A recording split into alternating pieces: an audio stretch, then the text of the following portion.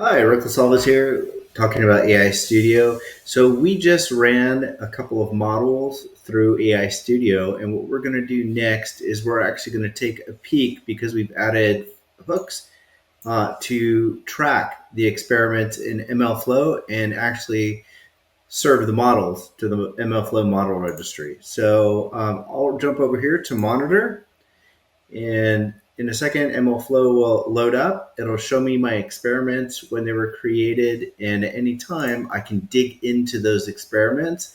So if I've saved up particular metrics for my experiments, they'll show up here, and I can actually dig through those. In this case, I did not set up particular metrics.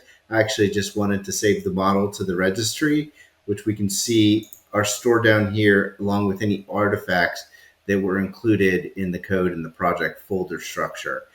So in this case, there's actually a web application that will allow us to do local inference via a web portal so that we can interrogate the model and make sure that it's performing the way we need it to perform. You can take a quick peek at how many models you have and versions over here in your model registry, and you can dive into those as well in terms of details that you might need to know, including what teammates are saving the models, what versions you have, date and time stamps, and model analytics. But if we jump over to publish services, we can actually create a new service based on models that exist. So in this case, there's a published service that already exists for version 1. But since we know we have a new model, I can go ahead and select the models that are available from my project model registry in MLFlow.